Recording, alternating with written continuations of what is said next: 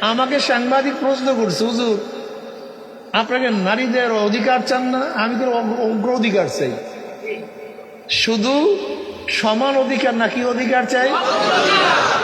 কি অধিকার? আপনি জানেন মহিলাদেরকে ইসলাম কত হাই কোয়ালিটির সম্মান দান করছে? বাবা পুরুষ, সে আমার বাবা, মা মহিলা, সে আমার মা। ঔষধ একটা, ওই ঔষধ বাবারও খাওয়ার দরকার, মারও খাওয়ার দরকার। যদি বাবাকেও না খাওয়ায় সেও মারা যাবে, মাকে না খাওয়াইলেও। ঔষধ কয়টা?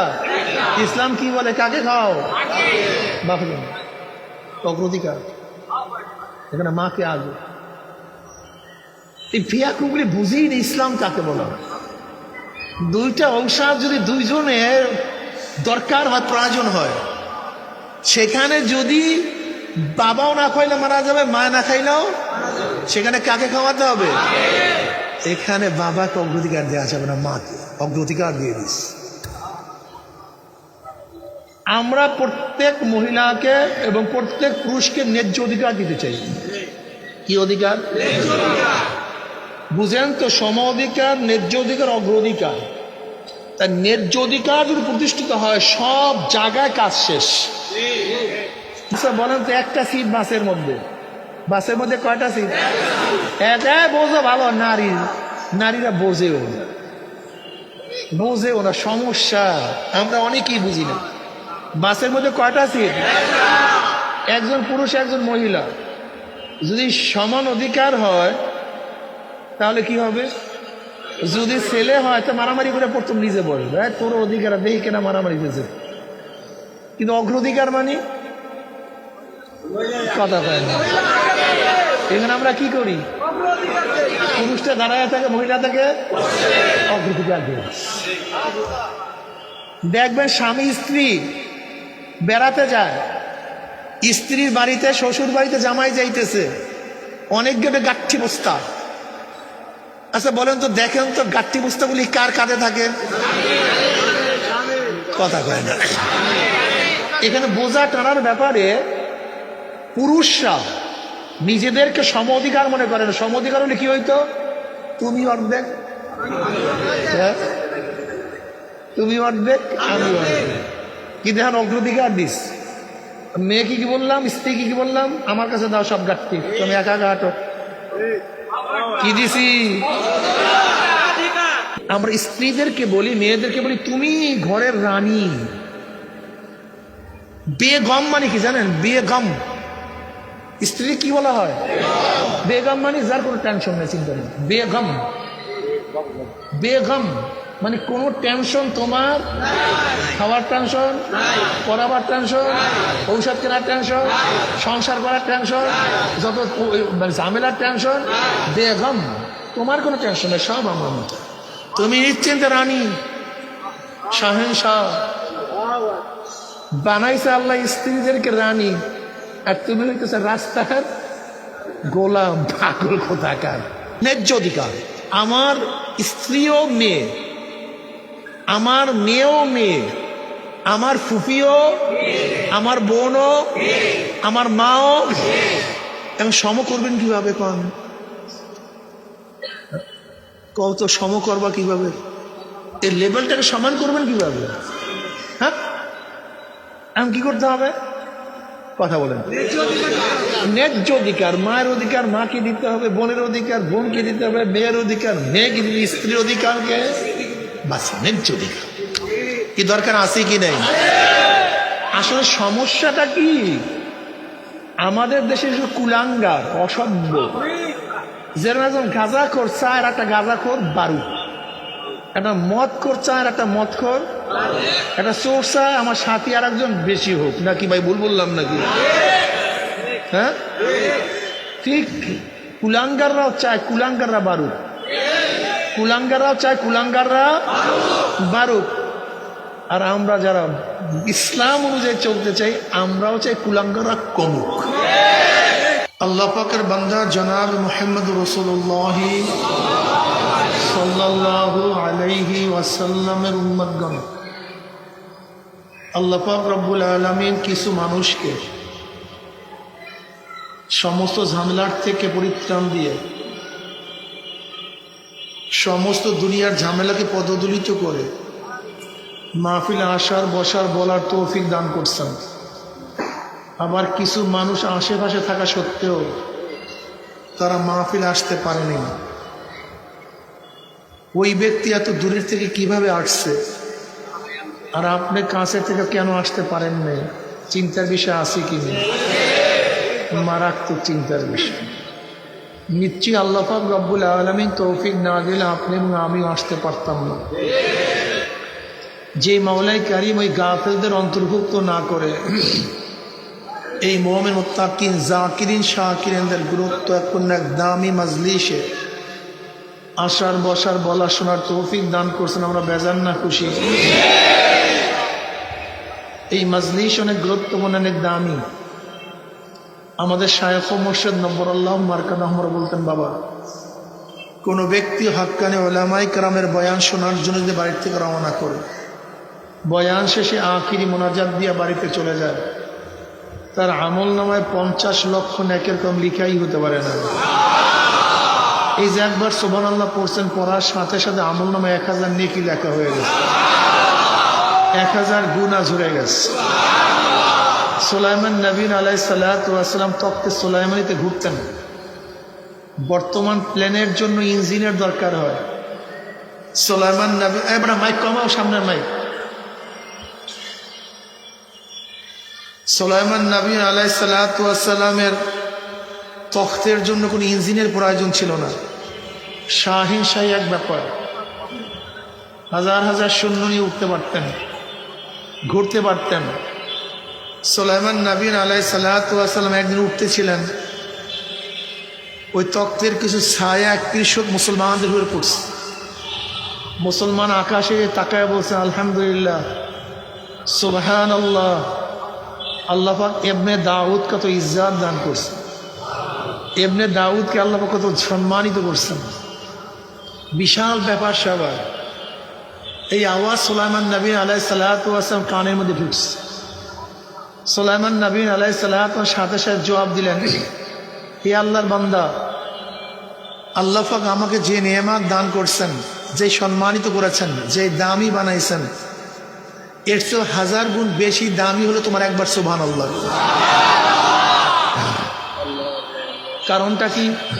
তিনি বলেন যে দেখো, আমার তখ্ত, আমার বাদশাহী, আমার শাহিনশাহী সব আমার হায়াতের সাথে সম্পৃক্ত। আমি আসি, তখ্ত আছে, আমি আসি, বাদশাহী আছে, আমি আসি তো সম্মান ইজ্জত আছে, আমি নাই, কথা বলেন না, আমি নাই। কিন্তু তুমি যে সুবহানাল্লাহ পড়ছো, এর কোনো মৃত্যু নেই। এই যে সুবহানাল্লাহ পড়ে, এর কোনো ধ্বংস নাই, কোনো ক্ষয়ের নাই, কোনো লয় নাই। এই সুবহানাল্লাহ মৃত্যুর সময় কাজে লাগে। হাদিসের মধ্যে আসছে, যে ব্যক্তি জিকিরের সাথে মৃত্যুবরণ করবে, ওয়াজাবাত লাহুল জান্নাত, জান্নাত ওয়াজিব, জাহান্নাম হারাম। আর যদি মৃত্যুর সময় সুবহানাল্লাহ বলতেই পারেন, কামিয়াব। আলহামদুলিল্লাহ বলতে পারেন, নাজাত। আল্লাহু আকবার বলতে পারেন, কাজ শেষ। অর্থাৎ যেই কালেমার মাধ্যমে জিক্রুল্লাহ, যেই কালেমার মাধ্যমে, যেই জিকিরের মাধ্যমে তাওহীদ সাবেত হয়ে যায়, প্রমাণিত হয়ে যায়, এরকম কোন আলফাজ জিকিরের মাধ্যমে যদি ব্যক্তি শেষ নিঃশ্বাস ত্যাগ করে, জাহান্নাম হারাম, জান্নাত ওয়াজিব হয়ে যায়।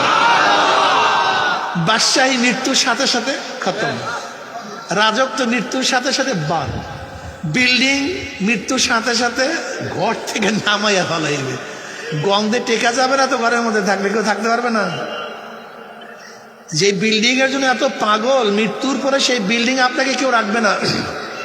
আপনার থাকলে কেউ থাকবে না, আপনার না থাকলে সবাই থাকবে। যে স্ত্রীকে এত মহাব্বত করি, যে স্ত্রীর জন্য সব কিছু বিলীন করি, মৃত্যুর পর স্ত্রী কিন্তু আপনাকে নিয়ে রুমে থাকতে পারবে না। যে স্ত্রীকে এত মহাব্বত করেন, আপনিও তার মৃত্যুর পরে তাকে নিয়ে ঘরে থাকতে পারবেন না, ভয় লাগবে। যে সন্তানের জন্য সব কিছু ত্যাগ করেন, তারাও কিন্তু আপনাকে নিয়ে ঘরে থাকবে না। আমার অবস্থাই আপনার অবস্থা একই। কিন্তু সুবহানাল্লাহ, আলহামদুলিল্লাহ, আল্লাহু আকবার, লা ইলাহা ইল্লাল্লাহ এর কোনো ক্ষয় নাই, লয় নাই, ধ্বংস নাই। মৃত্যুর সময় কাজে লাগবে, কবরে গেল, কিয়ামতের ময়দানে আল্লাহ মারাত্মক কাজে লাগবে।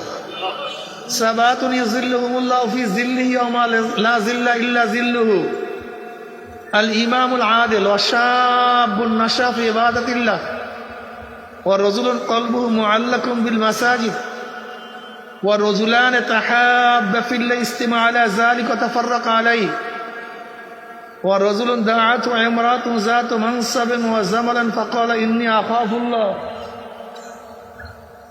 ওয়া রাজুলুন তাসাদ্দাকা বিসাদাকাতিন ফাআখফাহা হাত্তা লা তা'লামা শিমালুহু মা তুনফিকু ইয়ামিনুহু ওয়া রাজুলুন যাকারাল্লাহা খালিয়ান ফাফাযাত আইনাহু। বুখারীর মধ্যে রাওয়ায়াত আছে, আও কামা ক্বালা নবী আলাইহিস সালাতু ওয়াস সালাম। 7 ব্যক্তিকে আল্লাহ পাক, 7 ব্যক্তিকে আল্লাহ পাক কিয়ামতের ময়দানে ইয়াউমা লা যিল্লা ইল্লা যিল্লুহু, যে কিয়ামতের ময়দানে আরশের ছায়া ব্যতীত আর কোনো ছায়ার ব্যবস্থা, গাছের ছায়া, ছাতার ছায়া, ছাদের ছায়া, কোনো ছায়ার ব্যবস্থা নেই। চাটিয়াল ময়দান, সব কিছু চাটিয়াল ময়দান, শুধু আল্লাহ পাকের আরশের ছায়া, এর বাহিরে কোনো ছায়া নেই। ওই আল্লাহ পাকের ছায়া ব্যতীত যখন কোনো ছায়া থাকবে না, সেই সময় আল্লাহ পাক 7 ব্যক্তিকে, কয় ব্যক্তিকে? এখানে 7 ব্যক্তি মানে 7 চরিত্রের লোকদেরকে, 7 গুণে গুণান্বিত লোকদেরকে, 7 সেফাতি লোকদেরকে আল্লাহ পাক ডাকিয়ে, যুবকরা ভালো মতো শোনো, ঘরের আমার মা বোনেরা মুসলমান যারা কিয়ামতকে বিশ্বাস করেন, যারা কিয়ামতকে বিশ্বাস করেন না তাদের সাথে কথা বাদ, সোজা হিসাব কিতাব। এখানে বয়ান হবে মুমিনদের জন্য। কিয়ামতের ময়দানে কয় ব্যক্তিকে আরশের নিচে জায়গা দিবেন? নাম্বার 1 আল ইমামুল আদিল। আল ইমামুল আদিল, ন্যায়পরায়ণ, বরং ন্যায়পরায়ণ বাদশা না বলিয়া নেতা বলেন, তাহলে মানার ব্যাপকতা চলে আসবে। দেশের মধ্যে বাদশা একজন হয়, নেতা বহুত হয়। নেতা কাকে বলা হয়? যে নেতৃত্ব দেয়। যে নেতৃত্ব দেয় তাকে কি বলা হয়? নাকি ভুল বললাম? নেতা কি জিনিস? হ্যাঁ, যে নেতৃত্ব প্রদান করে তাকে কি বলা হয়? আল ইমামুল আদিল। ইমামের অর্থ কি বললাম জানি? নেতা। ইমামের অর্থ কি? তার অর্থটা কি দাঁড়াবে? ন্যায় পরায়ণ, ইনসাফগার নেতা। আর নেতা কাকে বলা হয়? বয়া মুখস্থ রাখ, যে স্ত্রীর উপর কে নেতৃত্ব দেয়? ছাত্রের উপর কে নেতৃত্ব দেয়? ছোট ভাইয়ের উপর কে নেতৃত্ব দেয়? দেখছেন, নেতা বাইরে নেতা। কর্মচারীর উপরে কে নেতৃত্ব দেয়? তার মানে যদি স্বামী স্ত্রীর উপরে জুলুম না করে, স্বামী যদি স্ত্রীর উপরে জুলুম না করে, আজকে আমরা স্ত্রীদেরকে বান্দি মনে করি। আবার বর্তমান নারী অধিকারের নামে স্ত্রীরা নিজেদেরকে স্বাধীন মনে করে। আসলে আমরা কেউ স্বাধীনও না, কেউ পরাধীনও না। কথাটা বুঝাতে পারি। আমাকে সাংবাদিক প্রশ্ন করছে, হুজুর আপনাকে নারীদের অধিকার চান না? আমি তো অগ্র অধিকার চাই। শুধু সমান অধিকার না, কি অধিকার চাই? কি অধিকার? আচ্ছা বলেন তো, একটা সিট বাসের মধ্যে, বাসের মধ্যে কয়টা সিট? এটাই বোঝো ভালো, নারীরা বোঝেও না। সমস্যা আমরা অনেকেই বুঝি না। বাসের মধ্যে কয়টা সিট? একজন পুরুষ, একজন মহিলা। যদি সমান অধিকার হয় তাহলে কি হবে? যদি ছেলে হয় তো মারামারি করে প্রথম নিজে বলবে, তোর অধিকার দেখি কেনা মারামারি দিয়েছে। কিন্তু অগ্রাধিকার মানে কথা পায় না। এখানে আমরা কি করি? পুরুষটা দাঁড়ায় থাকে, মহিলা থাকে অগ্রাধিকার দিয়ে। দেখবেন স্বামী স্ত্রী বেড়াতে যায়, স্ত্রীর বাড়িতে, শ্বশুর বাড়িতে জামাই যাইতেছে, অনেক গেটে গাঠি বস্তা, আচ্ছা বলেন তো, দেখেন তো গাট্টি বস্তাগুলি কার কাঁধে থাকে? কথা কয় না। এখানে বোঝা টানার ব্যাপারে পুরুষরা নিজেদেরকে সম অধিকার মনে করেন। সম অধিকার হলে কি হইতো? তুমি অর্ধেক, তুমি অর্ধেক, আমি অর্ধেক। কি দেখেন অগ্রাধিকার দিস। মেয়েকে কি বললাম, স্ত্রীকে কি বললাম, আমার কাছে দাও সব গাঁটটি, তুমি একা একা হাঁটো। কি দিছি? বিয়া করলে সম অধিকার। দুই বুন্না বস্তা, ঘরের মধ্যে আছে চাল 2 মণ ওজন। এখন এটা মাথায় কে নেয়? না স্ত্রীর মাথায় চাপাইয়া দিয়েছে? এই বোঝা টানার ব্যাপারে, কষ্টের ব্যাপারে আমরা আমাদের মেয়েদেরকে সম অধিকার দেই না, বরং বোঝা বহনের ব্যাপারে আমরা আমাদের অধিকারকে প্রতিষ্ঠিত করি আর আমার মা বোনদেরকে অগ্রাধিকার দিয়ে দেয়। কোনো কষ্ট নেই, ফ্রি থাকো, কোনো কষ্ট নেই। আসলে এক কথায় করে বোঝার কাম, কষ্টের কাম আমরা দেই না। আচ্ছা বলেন, বস্তা টানা বেশি কষ্ট না নেতৃত্ব বড় কষ্ট?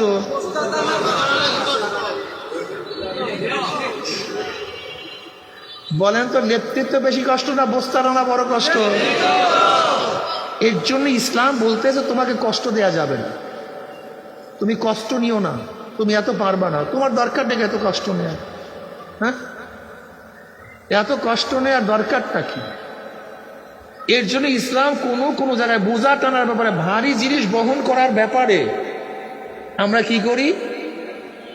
আমরা স্ত্রীদেরকে বলি, মেয়েদেরকে বলি তুমি ঘরের রানী। বেগম মানে কি জানেন? বেগম স্ত্রী কি বলা হয়? বেগম মানে যার কোনো টেনশন নেই, চিন্তা নেই। বেগম, বেগম মানে কোনো টেনশন তোমার, খাওয়ার টেনশন, পড়াবার টেনশন, ঔষধ কেনার টেনশন, সংসার করার টেনশন, যত ঝামেলার টেনশন, বেগম তোমার কোনো টেনশন নেই, সব আমার মতো। তুমি নিশ্চিন্তে রানী, শাহেনশাহ। বানাইছে আল্লাহ স্ত্রীদেরকে রানী, আর তুমি হইতেছে রাস্তার গোলাম, পাগল কোথাকার। আপনি জানেন মহিলাদেরকে ইসলাম কত হাই কোয়ালিটির সম্মান দান করছে? বাবা পুরুষ, সে আমার বাবা, মা মহিলা, সে আমার মা। ঔষধ একটা, ওই ঔষধ বাবারও খাওয়ার দরকার, মারও খাওয়ার দরকার। যদি বাবাকেও না খাওয়াই সেও মারা যাবে, মাকে না খাওয়াইলেও। ঔষধ কয়টা? ইসলাম কি বলে? কাকে খাওয়াও? বাবাকে। অগ্রাধিকার এখানে মাকে আগে। এই ফিয়াকুগুলি বুঝি না ইসলাম কাকে বলা। দুইটা ঔষধ যদি দুইজনের দরকার হয়, প্রয়োজন হয়, সেখানে যদি বাবাও না খাইলে মারা যাবে, মা না খাইলেও, সেখানে কাকে খাওয়াতে হবে? এখানে বাবাকে অগ্রাধিকার দেওয়া যাবে না, মাকে অগ্রাধিকার দিয়ে দিস। আমরা প্রত্যেক মহিলাকে এবং প্রত্যেক পুরুষকে ন্যায্য অধিকার দিতে চাই। কি অধিকার? বুঝেন তো, সম অধিকার, ন্যায্য অধিকার, অগ্রাধিকার। তাই ন্যায্য অধিকার যদি প্রতিষ্ঠিত হয়, সব জায়গায় কাজ শেষ। ন্যায্য অধিকার, আমার স্ত্রীও মেয়ে, আমার মেয়েও মেয়ে, আমার ফুফিও, আমার বোনও, আমার মাও। এবং সম করবেন কিভাবে? কত সম করবা কিভাবে? এর লেভেলটাকে সমান করবেন কিভাবে? হ্যাঁ, এখন কি করতে হবে? কথা বলেন। ন্যায্য অধিকার, মায়ের অধিকার মাকে দিতে হবে, বোনের অধিকার বোনকে দিতে হবে, মেয়ের অধিকার মেয়েকে দিতে, স্ত্রীর অধিকারকে, বাস ন্যায্য অধিকার। কি দরকার আছে কি নেই?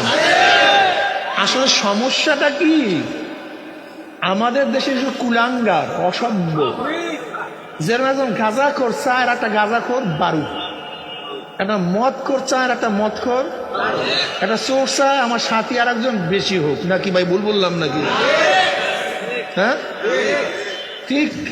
কুলাঙ্গাররাও চায় কুলাঙ্গাররা বারুক, কুলাঙ্গাররাও চায় কুলাঙ্গাররা বারুক।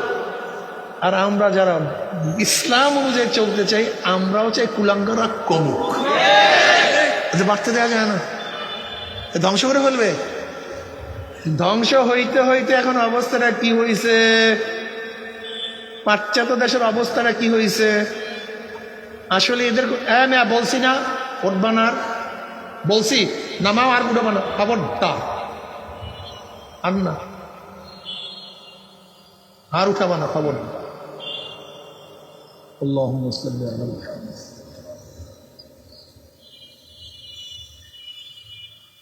পাশ্চাত্যের অবস্থা জানেন? আজকে আমার বৃদ্ধা মা, বৃদ্ধা বাবা, একে একজনের খেদমত করতে বলে মনে হয় যেন দুনিয়ার সব কিছু পাইছে।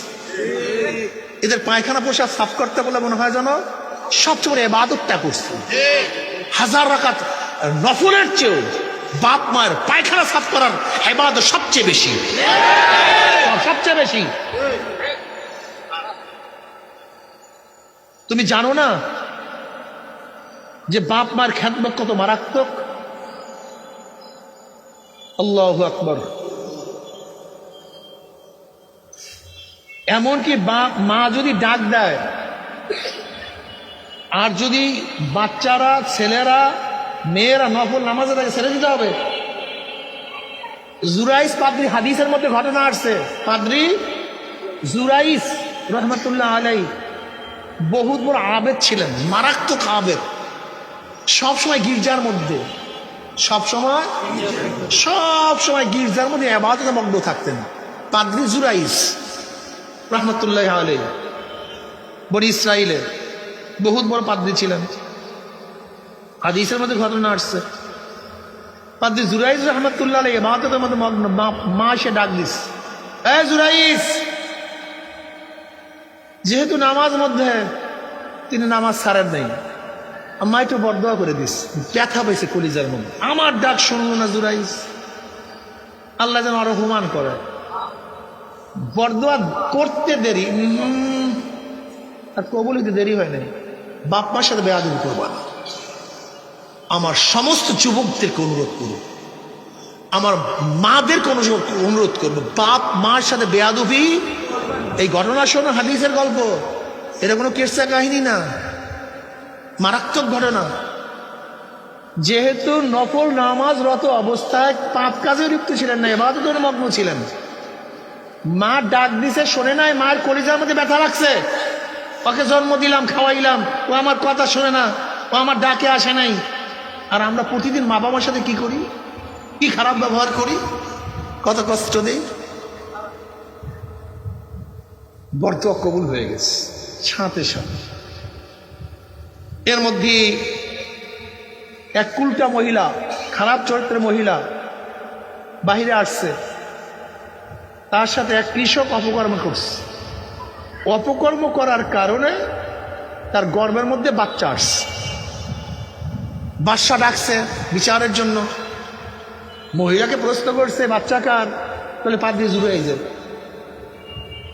এই বাচ্চার বাবা পাদ্রী জুরাইস। বাদশা হুকুম দিয়েছে সৈনিকদের, যাও ধরিয়ে নিয়ে আসো, যাও অ্যারেস্ট করো। সৈন্যরা গিয়া দেখে সে নামাজরত অবস্থায় আছে। ভণ্ড, আকাম কুকাম করো, গর্ব অবিবাহিত অবস্থায় গর্ভ ধারণ করাও, আর এখন ইবাদতের মধ্যে মগ্ন, ইসলামের জায়গা পাও না। বাস কিরজা ভাঙ্গিয়া চুরমার করিয়া অ্যারেস্ট করে নিয়ে গেছে। পাদ্রী জুরাইস কিছুই জানে না, ঘটনা কি তার কোনো খবরই নেই। এখন জুরাইস বলছে, ঘটনা কি, কি হয়েছে? আপনার ডাকছেন কেন, বলাইছেন কেন, এরকম করতেছেন কেন, অপমান করতেছেন, অপদাস্ত করতেছেন কেন? সে তো জানিই না কিছু। জানো না কিছু? না, কিচ্ছুই তো জানি না। মহিলাকে নিয়ে আসছে, এই মহিলার পেটে বাচ্চা, তোর বাচ্চা? না, আমি জানি না কিছু, মিথ্যা বলো। জুরাইস বুঝতে পারছে মায়ের বরদোয়া কাজে লাগছে, মায়ের বরদোয়া কবুল হয়ে গেছে। ও বুঝতে পারছে কলব তো পরিষ্কার। কলব কি সাথে সাথে ধরা পড়ছে। তোমার আমার কলবে ধরা পড়বে না বেয়াকুব।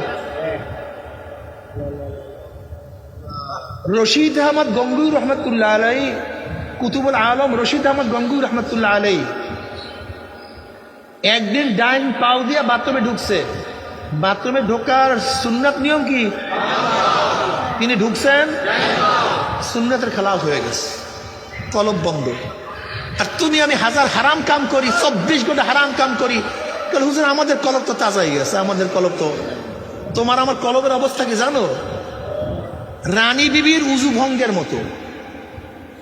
রানী বিবি একজন কুলটা মহিলা, পতিতা,